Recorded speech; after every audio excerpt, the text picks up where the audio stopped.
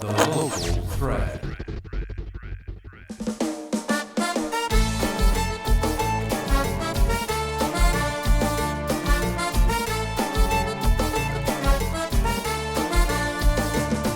Hello, this is Jessica Molina, and welcome back to La Prensa Habla. We are here with our third episode, and I have my co-host here with me.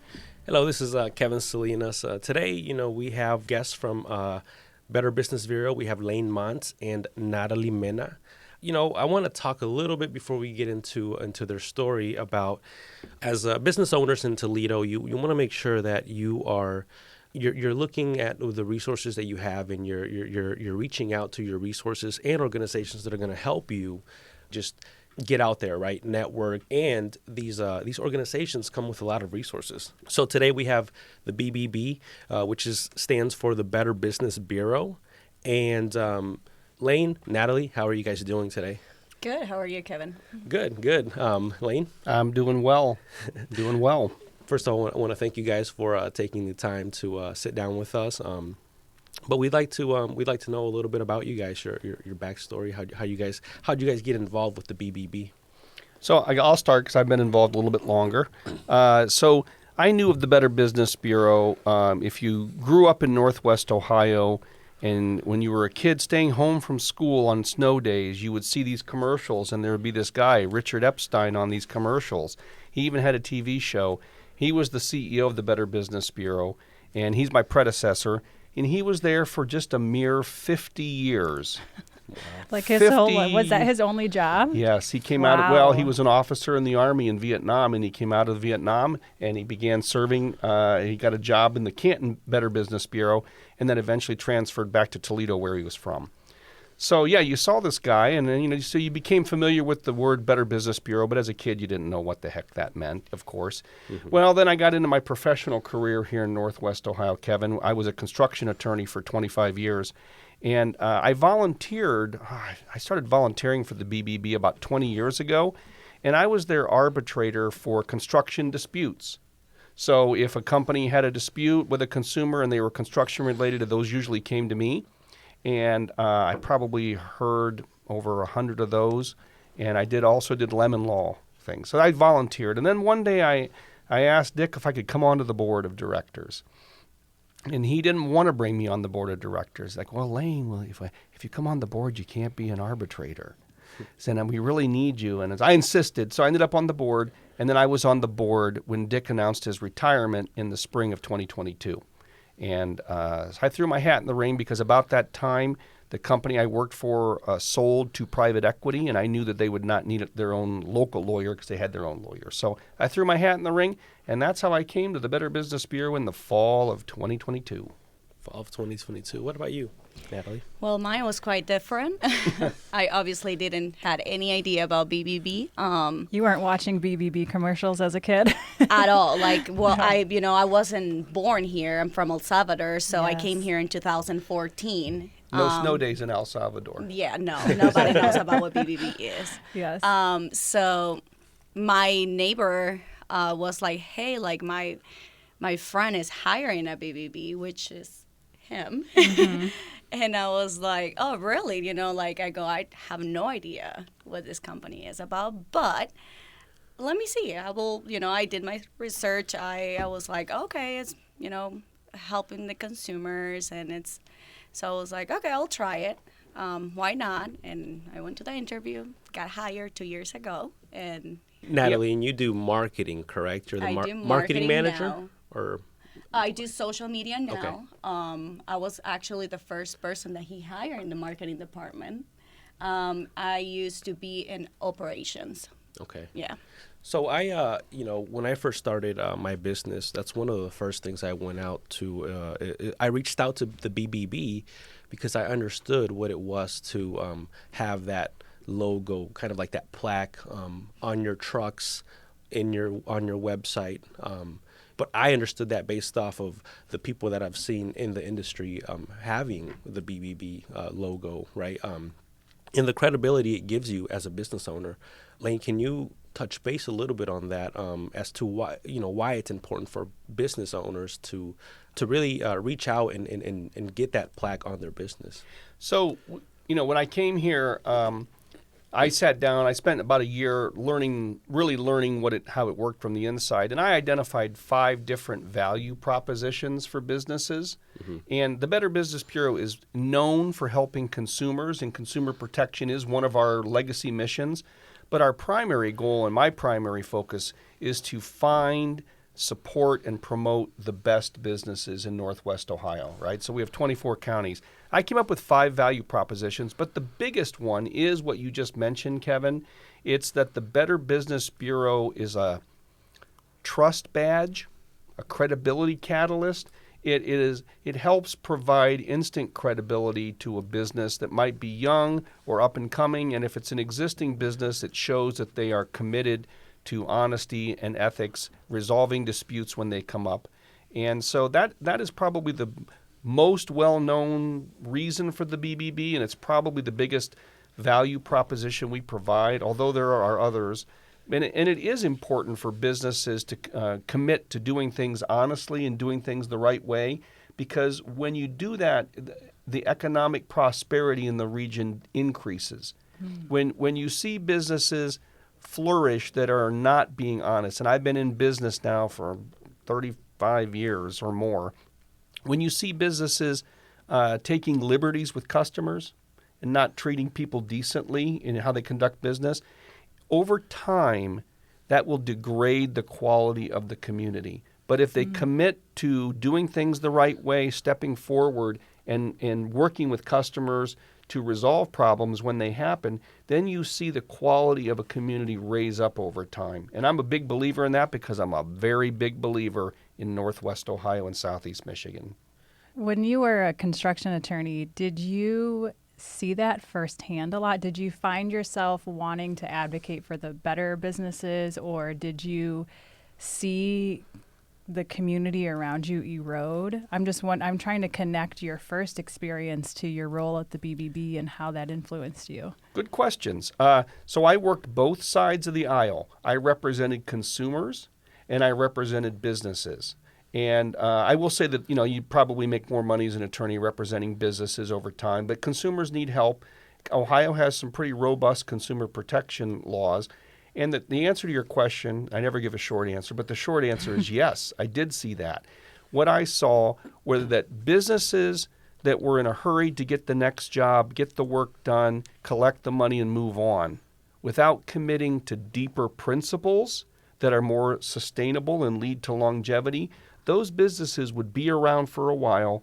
Those guys or gals would make some money, but then they would inevitably shoot themselves in the foot down the road because they were cutting corners on doing things the right way. So then they might be successful at their work, but then they would get in tax trouble because they weren't paying their sales taxes or their payroll taxes.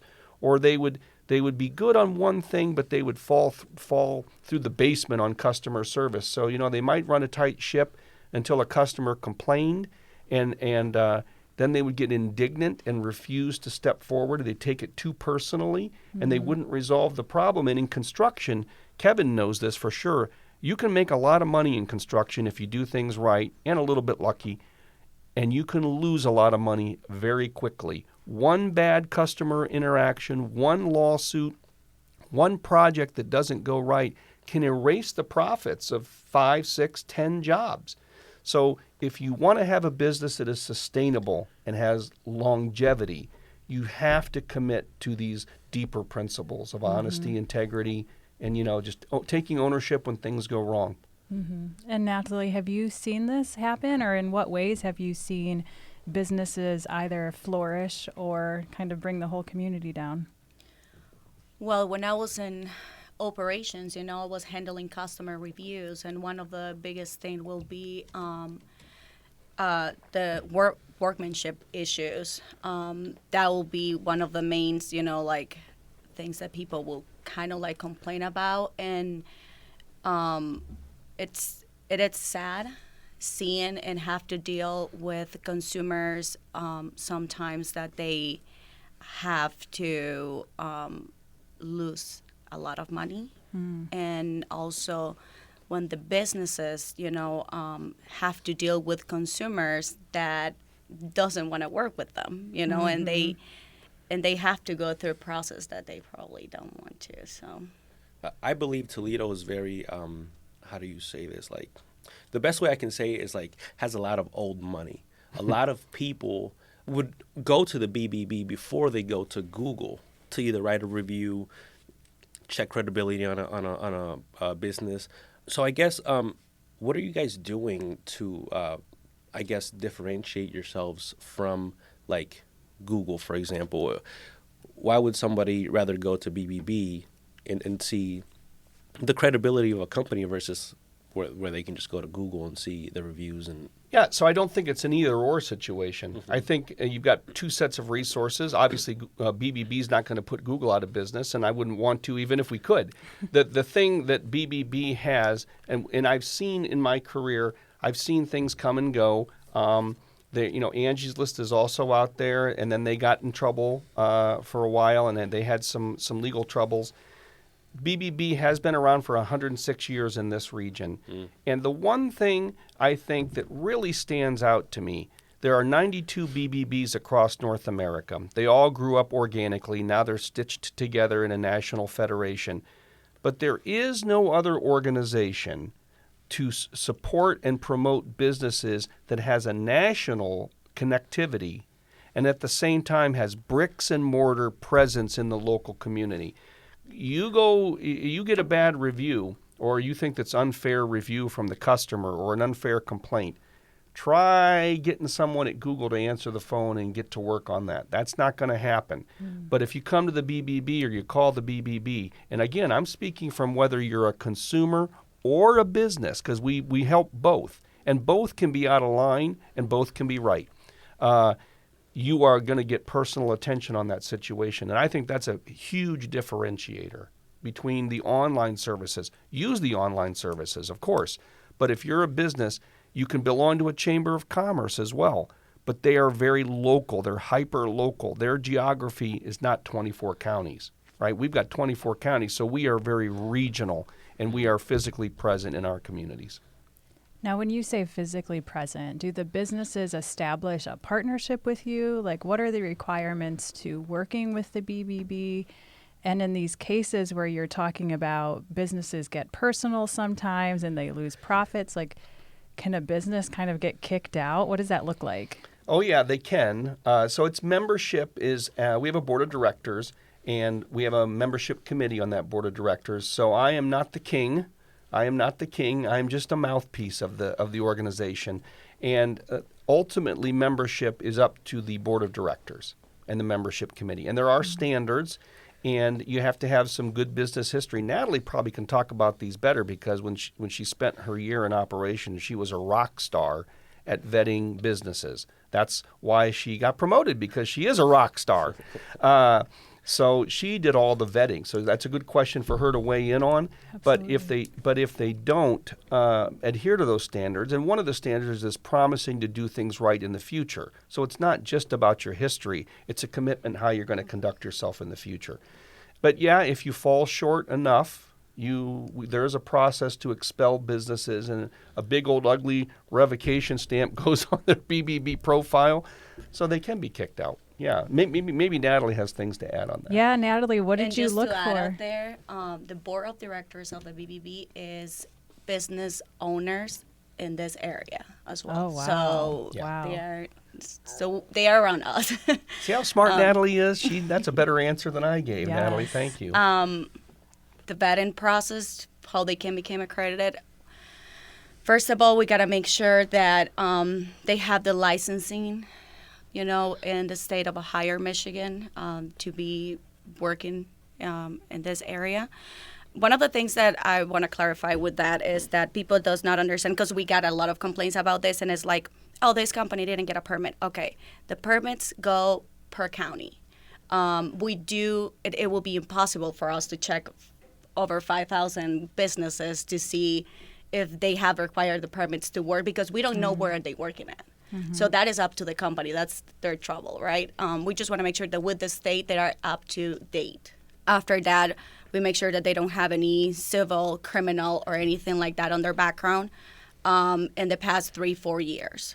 That is like the main, one of the main rules, right? Like, Yeah, I mean, it just depends on the nature. I mean, if Yeah. it's speeding tickets, thank goodness that's not one of the criteria, because I would be in trouble. There had been a time in my life when I would have been DQ'd from that. But so it just depends on the nature of the criminal activity. And people have things; they have things happen. We've let people in that had felonies a long, long time ago, but have been upstanding citizens and clean for 20 years. Again, that's up to the board of directors.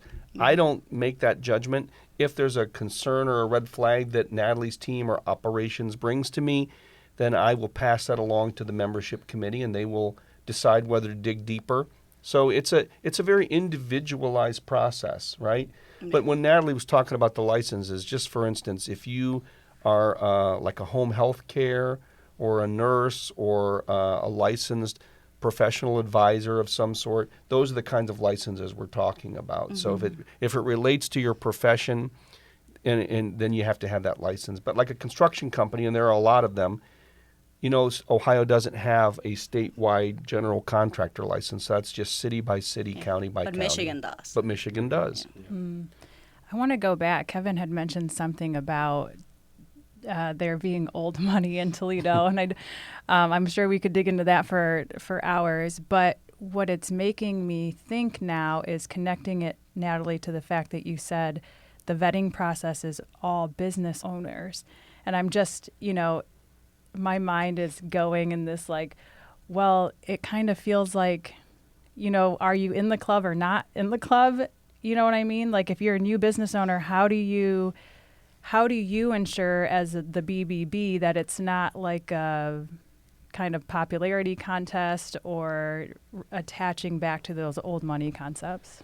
So the national BBB has standards, and that's how we have to follow. We have to follow those, and they have an algorithm. If you have so many complaints based on the size of your business, is it the size and the age?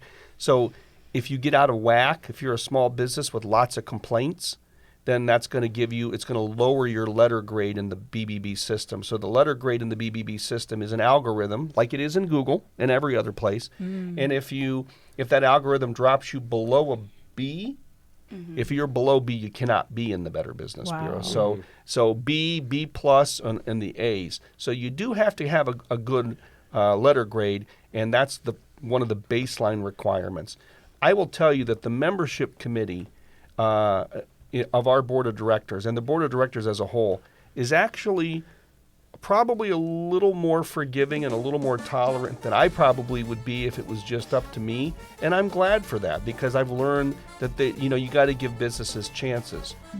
It's definitely not a club-based or popularity contest. Yeah, There are standards that are. There are objective standards. Yes. Yeah. Now, we do have to take a break, but on our second segment, we want to touch base on resources, so we'll be back after this break.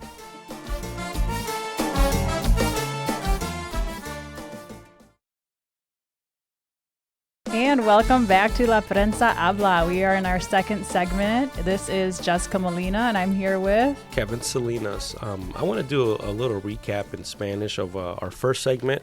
Ok, de lo que hablamos en la primera parte es que el BBB, el Better Business Bureau, te da la credibilidad y la confianza al público general.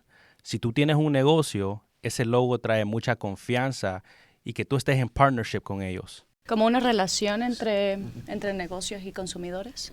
Exactamente. Entonces, y ahora vamos a hablar de los recursos que tiene el BBB para esos, porque el BBB no solo es el logo, sino que también tiene muchos recursos. Y part of the word of the day, which we'll get to it, right? In the third segment. Let's not give it away yet. Okay. All right, yeah, we'll get to that. So we want to jump back to Lane and Nataly.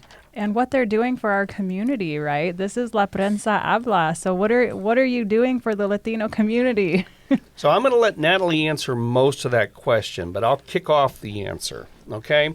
We have been looking at the Better Business Bureau and what it stands for and where it's going to be in the future, where it should be in the future, right? It's occupied a space. We're not a government agency, by the way. We're a private organization that's not for profit.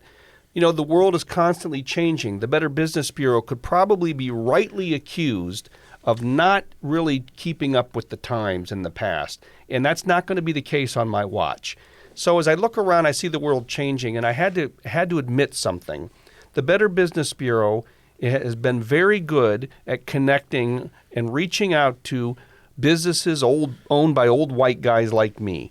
And we have the 21st largest Better Business Bureau in the country, even though our population and our business population is 59th. Wow. So we punch way above our weight here at this Better Business Bureau. That's not because of me, that's because of the history. But will we continue to punch above our weight in the future? I'm not so sure that we will unless we keep up with the times. And I had to look around. I said, there are communities here of business owners that are very focused on success, that are hardworking, and we're not connecting with them, Jessica and Kevin. And one of them is the Latino community. And really, Nataly coming into the organization, I already knew it, but Nataly coming into the organization and me getting to know Nataly and the things that her family is doing and the things that she would talk about in that community, I came to the conclusion, I almost felt led to reach out and try to establish connection to that community. And that is the thing I am most excited about, is the connection I am making with the Latino community and that the BBB is making, because I know the Better Business Bureau can help Latino businesses and citizens, and I know Latino citizens and businesses can help the Better Business Bureau. Mm-hmm. I know it. And so that's where I'm turning a lot of my energy for the upcoming year. And I'll let Nataly talk about some of the stuff that we're doing with the community. Yeah, Nataly. In Spanish and in English. Whichever you prefer. Every other word, Nataly. Yeah. Spanish word, then Alternate. English word. Yeah, alternate. Pero español es bien. Si Está bien. puedes hacerlo. Okay. Well, I feel that right now we are in el proceso de querer ayudarnos. Queremos que sepan quiénes somos. Mm-hmm. Mi familia está muy involucrada con las iglesias y ayudan mucho, le gusta mucho ayudar a la comunidad. Y dije, pero nosotros tenemos los recursos. Mm-hmm. El Better Business Bureau tiene los recursos, pero ¿por qué no estamos haciendo nada para ellos? Mm. Entonces, fue como dijimos, vamos a tratar de hacer esa conexión. Queremos ayudar a los negocios a que sepan quiénes somos, queremos ayudarlos a que tenemos, por ejemplo, el programa de las quejas que resolvemos, tenemos para los nuevos negocios cómo empezar, darles advice and how to do business here. I want my community to not be afraid to ask. And, there's so many things in Toledo that us as a Latinos, we don't know. Mm-hmm. And we just, and that is because we are afraid. We just don't want to ask for help. Mm. We are just very, in that circle. We're just very self-sufficient. Exactly. We are hard workers, and we will do it by ourselves. And I like that you said, even the BBB would advise and help. The advice in general, helping a new business owner set up and just, it's so huge, especially when you're starting out a business. You were going to say something, Lane? Well, so I grew up in Findlay. I'm from Findlay, Ohio. Findlay has a somewhat of a migrant Latino community. Fremont has a bigger one. I think there's some out in Defiance. I talked with a business person in Defiance who wants to help address that. And one thing, and obviously I don't have the connectivity that you guys do with the Latino community, clearly, but I do know that it is somewhat inwardly focused. It is self-supporting. It does rely on a lot of word of mouth. I know that there are probably hundreds of Latino-owned businesses that we don't even have in our database. There's a little bit of an invisible wall sometimes between certain tight communities, tight populations, and the so-called traditional, I guess Kevin's going to call it old money. I'm old, no money. I'm old, but no money. And I want to bring that wall down, because I know both the BBB and the Latino community can benefit from a closer connectivity. We're going to be putting on business resource classes that are financial in nature, We've got health insurance programs. We've got we've got workers' compensation programs. We've got a ton. I don't want to go through all of them, but we have a ton of benefits if a business joins. Plus, we are always on the watch for consumer protection, and Nataly's huge. The community connectivity that she is doing through social media and through events is blowing me away. You talked about resource classes in finance. That's also another huge just an advantage, right? That the BBB has to offer. Nataly, if you were to name 3 top resources, because I know you guys have a lot, but if you were to give me 3 in Spanish that the BBB is is giving out there for new businesses or businesses in general, what would they be? So, creo que el primero sería la educación financiera y de consumo, que es los seminarios y materiales para ayudarles a proteger el dinero y la identidad. Cómo hacer que su negocio sea trustworthy, que la gente pueda confiar en él. Sí. Aparte tenemos el área de reseñas, donde la gente puede dejar su review y decir cuál ha sido la experiencia del negocio con esta persona. Aparte tenemos Scam Tracker, que es otro resource que es una herramienta en línea para reportar y detectar las estafas en la comunidad. Sabemos que ahorita es una de las áreas más importantes y más grandes de lo que está pasando. Cualquiera puede ofrecerte un buen deal y tú no sabes si es de verdad o es mentira. Sí. So, y sobre la aseguranza, ¿me puedes explicar un poco de la aseguranza? We're talking a little bit about like the insurance. Is it health insurance? Health insurance. So that is through the program of accreditation. Whoever is a member of the BBB has like all these perks. And one of them is that we help them to get health insurance, through, I believe it is Paramount, the one that we So we actually have two programs. We sponsored 2 programs. One is the Paramount MIWA. We were a founding member of the MIWA. That is frequently for small and medium-sized businesses. And then if you're a larger business with 10 or more employees, we sponsor a program through FrontPath. We are not a licensed agent, right? We will connect you with agents, or you can use your own agent. But by being a sponsor of the program, if you're a member of the BBB, then you can get that health insurance, and it's pretty good. It's honestly pretty good. So that we think that's an important benefit because health insurance is always a problem for people. And another thing that we do offer through the membership of the BBB is the legal line. So it's pretty much, we have a law firm that has that it's willing to help the BBB accredited businesses, and you can just call. Just being on a BBB accredited, you can just call and tell them that you are, and you can ask for some help if you have an issue. Now, if you want to go through the process, then if you want to hire them, then that is different. But they can give you advice on how to approach the situation and what to do. So yeah, they'll take members' calls and give them free conversations on the phone to help steer them in the right direction. And then, of course, the member can decide whether that's worth hiring them or another law firm. But it's actually an underused program, frankly. Yeah. And the law firm is RCO, Robeson, Curfew, and O'Connell, downtown Toledo, which is a major law firm. They have lawyers in every possible discipline.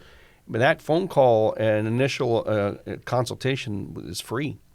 I would say, we're doing a lot of talking about what the BBB can offer the Latino community, but I think the Latino community and Latino business owners also have a lot to offer, businesses in the area just by setting the standards in different business cultures that they have. So what kind of cultures do you see in Latino-owned businesses that you think really align with your mission or really help bring the community up, like what you were referencing to earlier?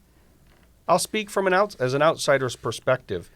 Every time I deal with a Latino-owned business, they are hard workers. I mean, I don't know if I can swear on the podcast. Can I? No. Well, then I'm gonna translate. Right? I've heard other languages that they get crap done. They get stuff done. And I also just like their way of. So far, my experience has been very positive at how they conduct themselves. Maybe they have to work harder or try harder to stand out. I don't know. Maybe there's a level of suspicion or something. I have no idea. I don't have it, but I think that the work that I see Latino businesses do and the attitude that they bring, to me, is inspiring. Natalie's shaking her head. She's like, yes, all of that. That head shake is not useful All of on the that. microphone. Natalie. Natalie, you mentioned that it sounded like your family is always giving back, right? And that kind of inspired you to want to work with the BBB so that you could give back. What other family values or cultural values do you see yourself being able to use in this role? I think honesty and being transparent will be a couple of them. And, and just be neutral. Like, just being like, like this is something that I actually, my family is like, they are not doing it for getting something back or they are expecting someone to do back. Mm-hmm. They just like to do it because they have that, it just makes them happy, like helping people.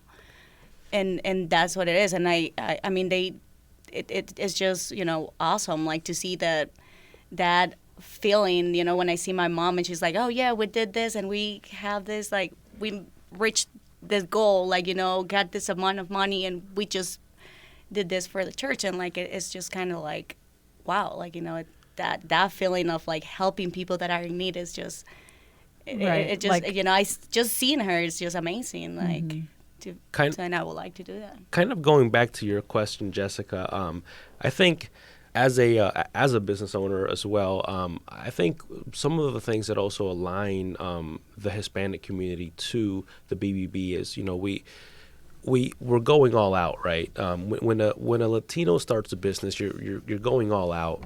You're going all out on honest work, good work, quality, integrity, and we have all of these similarities, all of these same qualities that required to get into the BBB and to be in the BBB that Hispanic business owners, and not just Hispanic, just business owners in general, right? But we're talking about the Latino community, really focus on.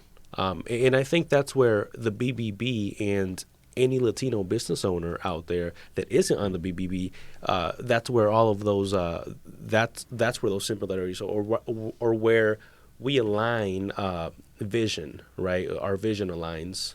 I don't want to interrupt, but that is a fantastic point. There is natural alignment between what the BBB exists for and what's going on with Hispanic businesses, Latino businesses. And the shame is it has not really, they've been doing it separately for a very long time. Let's do it together. Mm-hmm. Like, it's time. It's time to recognize that alignment already exists. It's just we need to meet and greet. Mm-hmm. I want to switch gears just a little bit because another big part of your organization is informing consumers and businesses about scams. So tell us about some of the big scams that are happening right now. And if you could tell us in Spanish and English, that would be beneficial to our viewers.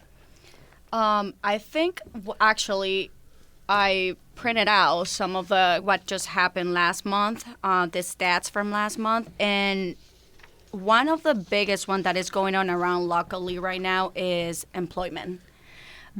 People just looking for jobs, applying for jobs, and it's scam. And they give out all this information, so now they are getting all their personal information stolen. You don't like all this LinkedIn. Not everything that we see is true. Wow. ¿Y puedes decir eso en español? Sí.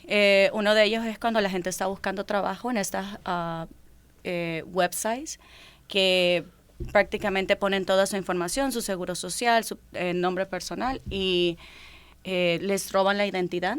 Wow. Entonces, para rescatar eso cuesta mucho trabajo. Entonces, tenemos que tener mucho cuidado con las donde estamos poniendo nuestra información y lo que estamos, donde estamos buscando trabajo, porque no todo es real lo que vemos en las...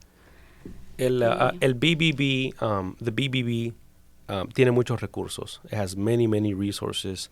And I recommend anyone who has a business who isn't in the BBB to reach out and use those resources. Before we take a break, though, we're getting ready to get to our third segment, which is, as I've said before, my favorite segment. And what we have is pupusas because Nataly is from El Salvador. So we'll take a break here, and then we'll get once we get back, we're gonna try some pupusas. That's my favorite segment too now.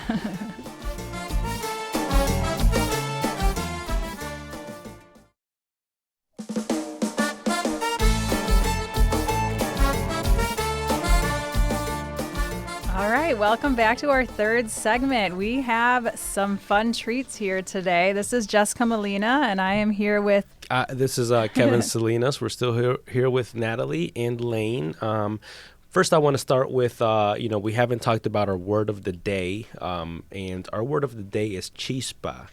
Chispa is basically, if you Google what chispa means, it's spark. What are, I guess, other words It's for like energy or like charisma. It's kind of like the ambition behind that. Exactly. I remember my mother always would tell me, tenés que tener chispa. You have to have chispa in life, right? In business and personal. Basically be quick-witted, just be quick about things and have that type of personality. Chispa is a personality. But I'm It's sure like if a you quality too, right? exactly, Yeah. yes, it's a quality. If you Is it like a boldness for something you're doing or believing in? that too, Like yeah, a it's- positivity and okay. Nataly, did you hear this growing up? Did your parents ever talk about chispa or like how that have is- you? I think that's a slang in Central America. Yeah, that And what we is all it? use. It's like a go get it. That's that's pretty much what I understand from it. It's like if you have to just do it quick, just it's like now or never kind of thing. Like it's so yeah. I've seen different variations, when we thought about this word. Some of the things that come up, they all kind of mean that boldness, but it's like they take different forms in different countries. So in Spain, it might take like the romantic kind of witty form, whereas in the Caribbean, it's like kind of similar, like the sass or the flirtiness. And then in Mexico, it's like clever, funny, charismatic. So it's the same word, but it has different connotations in different countries. And honestly, even in the same country, you can use chispa for a lot of things. It's just kind of like one of those words that just mean a lot of things. Spanish is very, like, it's a language that it's how you say it, not what you say, right? So it's like words have a lot of different meanings depending on the conversation, the sentence, how you say it, So this word chispa does not have an exact single word translation in It sparks. Yeah, sparks. That's what it sparks. but the meaning behind that is more than just a That spark. can It's a change. nuanced. Yes. Yeah, I got it. Yep, Okay. exactly. But we want to talk about what we have in front of us here today. Nataly, can you tell us a little bit about what this is? Oh, pupusas is kind of like a thick tortilla filled with pork, beans, and cheese, which is called revueltas in Spanish. But there's people likes a different way. It can be only beans. It can be only cheese. In El Salvador, it's like I believe up to 20 different kind of pupusas that you can get. So we eat it with curtido, which is like a pickled cabbage with carrots, onions, and oregano. Which we also have here. It looks delicious. Yes. It's so crunchy. I did take a bite already.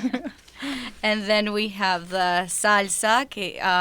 It's like a tomato sauce that they make with, like probably some onion, garlic, and oregano as well in it. So. Now, this salsa, do different cooks put spice in it, or is it never spicy? It depends on the people, I guess. If you like it spicy, there are some places that they will offer you do you like it spicy or non-spicy? So you have to teach Lane how to eat this. Is this So- your first time having pupusas, Lane? Yeah, I don't think Lane never had this before. So all right. So since we're sharing, this is the community segment, right? I'm going to just be completely honest. The reason I've got this outreach and want to connect with the Latino community has nothing the to do. food? It's for the food. It's not for the business ethics. It's not for the scams. That's my selfish reason, and what a great reason too. The pupusa. So one thing about Central American foods versus traditional Mexican food is, well, at least in Honduras. I don't know El Salvador or Guatemala, but we actually don't cook with like spice. We don't cook with hot sauce or jalapenos or That's always a, kind of like a add-on if we wanted to, because I know Mexican dishes have a lot of spice to them. I think that's one of like their main seasoning is spice. But this pupusa, I was doing some research on just pupusas in general, and pupusa is actually like the national dish, right? I saw that they have a national holiday. Have you ever celebrated that, Natalie? A pupusa holiday? Yes. Yeah, there is actually a It's day. the second And- Sunday of November. And they make it like they make this huge, like the biggest pupusa of the world in like one of the cities in El Salvador. It is like I don't really I will say I don't celebrate it because I eat pupusas pretty much every day when I was back Every day home. is National Pupusa Day. Exactly. Like this is like buying tacos in Mexico. You have pupuserias everywhere. Like it's mine just in my the street that I lived in El Salvador, there's probably 3. Wow. So, it's So tell me about that. Growing up, this is the national food. There's a national holiday, although it might just be every day. Like, did you make it at home? Do you buy it? What does that look like for you? so usually you don't have to make it because there's just so many places around you. It's just easy and convenience just to go and place the order and pick it up. It's a lot of work, I will say, if you want to make them at home. Because everything has to be made from scratch. So it does take a lot of time. It's kind of making me think of tamales, right? The masa, that whole process. It Yes. takes such a long time that you're Yes. not going to make it every day, but you could buy it every day if you Exactly. wanted to. Yes. So, Yes. Lane, what do you think? Well, they're fantastic. And you've never brought any El Salvadoran food into the office ever, Natalie. So, I mean, it's, This know, is your feel first free. treat. as just said, it is hard. Like, it's a whole process. It is a long process. Well, it kind of back to the pupusas. Are they is this an expensive dish? No, it's actually funny because the first time that I bought a pupusa here in the United States, I paid like $2 for it. And I was baffled. I was like, what the heck? In El Salvador, they are like 25 cents to 50 cents, depends on the Oh place my that you buy it. gosh. Wow. And it comes with a curtido and salsa. So, like for $1, you can have 3 to 4 with curtido and salsa, and that's a whole meal. Like, Right. That's insane because you think about how much time it takes to make, and they're giving it to you for a quarter. Oh, yeah. Yeah, that's crazy. Do people eat this breakfast, lunch, dinner, like anytime? Yeah, anytime. Like, if you are just craving pupusas, you just go to, like, the pupuserias are open from, like, 5, 6 a.m. in the morning until, like, 8, 9 p.m. at night. Some of them might be open until midnight, now that there's a lot of, like, nightlife in El Salvador. But. I don't know if you guys know this, but in 1969, there was a war between Honduras and El Salvador. Yeah. Oh. It They was took part of our it was country. Let's not relive this war right now. it was 100. I think it was like 100-hour war. The war wasn't officially because of pupusas. It was because of a lot of things. It was actually because of a soccer game. But It's called the War of the Football. Mm-hmm. Football Wow. war. No, Guerra del Fútbol. but there was tension already prior to the soccer game because pupusas. There's some people in Honduras that say pupusas originated from Honduras. There's other, and then El Salvador is like, no, they originated in El Salvador. Oh, wow. So there's always this. It was more so back in the day. There was this thing going on around. Hey, no, this is our dish. No, this is our dish, and so it was. So has this been resolved? I Natalie, don't what's think your so. take? I will say they're from El Salvador. Okay, Kevin? I mean, we make it the national, That's food. true. So Is it Honduras Hondur- has baleadas. That's their Oh. national food. So Yeah, I'm giving this one to Natalie, unfortunately. Yeah, no, I will say, Salvadorians make better pupusas, so I'll give it to them, personally. if I had to fight a war over hot dogs, which is like the American version, Oh, right? And they're gosh. everywhere. They're full of. They're probably complicated to make if you had to make it from scratch, and they're cheap. I'd rather fight over pupusas. They're much better tasting. They are delicious. Natalie, what do you think about these pupusas? What does it remind you of? it's really good though. I like the chicharrón. I'm very picky with the chicharrón, and it's Oh, really this good. passed the test. Yeah, this one passed the test. Who made it? Yeah, it's Kevin actually brought them. one of my worker's wife. Really? Wow. I'll Which go is to her. funny because when he said the name, the time that we were talking about it, I know her, but I didn't know that she made pupusas. Now you know. Maybe you can I get know, them right? more. Funny story. I'll go to their house. You know, obviously I give them time. You know, some time to. I'm like, hey, you know, can I come over and Saturday, Sunday morning and make them fresh off the griddle for me. They're so good. Wow. So I want to talk a little bit more about chispa because that's the word of the day. I want to know, Kevin, what made you think business-wise? Like, how did the word chispa connect with you when it comes to businesses or being an entrepreneur, and then also with the BBB? How do they all come together? They all come together because when you take the leap of faith of starting a business, you can't be scared, right? You can't. You have to have that chispa, that ambition, that motivation to reach out to organizations like the BBB, to reach out to other business owners and sit down. And it takes guts, you know, it takes that chispa to do that, you know, to say, hey, I'm going to reach out to someone I don't know at all and just make conversation and build that relationship and network.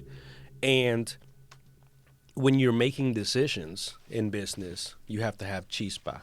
You know, if opportunity presents to you and you delay and you take weeks and you don't have that, once again, that chispa, that opportunity can go to someone else.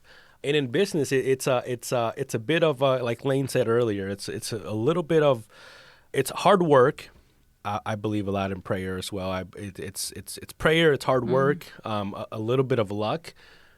But you also need that chispa across the board, I think, to really build a successful business. You can't be scared to reach out and network. You can't be scared to ask the questions like, "Hey, what are the resources?" And I think as a Hispanic community, we aren't used to asking for handouts. We're not used to, and handouts is a for lack of a better term, but we're not used to asking for help. But what we don't realize is that when we reach out and ask for advice, ask for help, we're only helping ourselves. We're only networking. We're using that chispa to really take our business to the next level. So to me personally, I grew up listening to this word left and right because it basically means you have to be smart, you have to be intelligent, you have to be quick, that's one of those words that you need it as a personality trait to make it in life, because it takes that leap of faith, and then you need that chispa, and then you need that, you know, everything else that I just discussed to build a successful business. Right. And so I have a question for all three of you, right? The representatives from the BBB and then also Kevin as a business owner. You're talking about the amount of chispa that you need to kind of go out there and really chase your dreams, essentially, is what you're saying. And earlier we were kind of insinuating that there might be people in the Latino community who are hesitant to reach out to the BBB. So what would each one of you say to, an upcoming Latino entrepreneur who is more reserved about reaching out to the BBB? What would you say to them? Don't be afraid. I mean, we're here to help them, not to and we have, as I said before, we have the resources. So we just want to help them. We want to be that voice for them. You know, there is this business. We have a whole website where their name can be listed and people can look for them. You know, we have a lot of things to be helped with. You know, like they just they just need to ask. I mean, that's why we are trying to put our name out there for them. That's a way of saying, here we are, use us. Yes. You know, and that's what we want. So I've learned that almost all small and medium-sized business owners started things themselves. Most of our businesses were one person, two people starting something. And if you're smart, hardworking, and lucky, if you have chispa, as Kevin said, you grow. But there comes a point in every business's growth, whether that's from 3 people to 10 or from 10 to 25 or 25 to 100, there comes a point where you can no longer do it yourself, and there comes a point where you can no longer do things in the exact same way as when you started. You have to reach out to other people. You have to form connections. The businesses that jump out, the businesses that grow, they stepped outside of their comfort zone at some point and learned that they had to rely on other people to grow. Otherwise, you will self-limit yourself. And I would also add that the BBB is stepping outside of its comfort zone. Yeah. So it's reciprocity. And that's what I would say. Kind of going back to the very first segment, the BBB is one of many organizations that have resources that will help businesses in general. But as a business owner, you have to have that chispa of looking into and researching what's out there, right? Once again, that's where that chispa comes in. Because if you expect to start a business customers are just going to walk in, then don't start a business, you know? And, you know, someone told me a long time ago, you can be the best in the world of whatever you're doing, but if no one knows that you're doing that, then no one knows, right? And that's where that chispa comes in. You wake up every day and you could have the perfect business. There's always, I promise you, there's always something that you can improve in your business.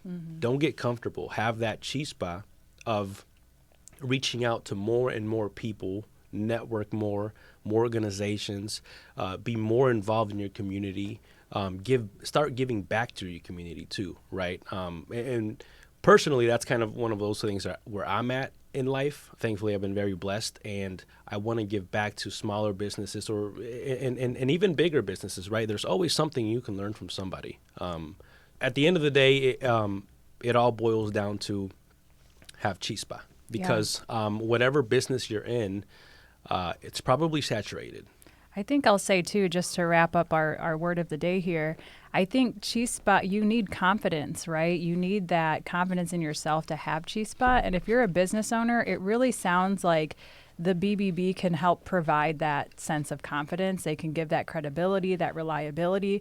And so you would, you should be able to maybe stand up a little bit taller as a business owner, knowing that you have that that stamp of confidence. Exactly. Yeah. And I would like to add, like, every time that I hear the word chispa, it comes to my mind, ponete las pilas, which is like put the batteries on and, Yes. And There's our develop that. dicho. So, So I have a personal and managerial code. There's 4 points to it, but I'm going to add a 5th, all right?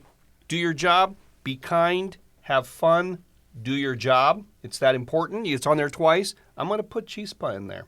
Yes. Have chispa. Well, this wraps up our 3rd episode. Thank you once again, Nataly. Thank you, Lane, for joining us, eating with us. Food was very great. Well, thanks for inviting us on. Seriously, we really appreciate the chance to come on. Thank you. And we'll see you next time on La Prensa Habla.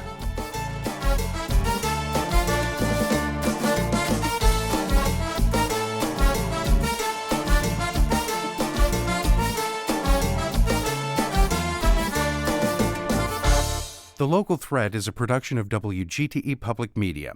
Episodes can be heard weeknights at 7 on FM 91 or anytime at WGTE.org.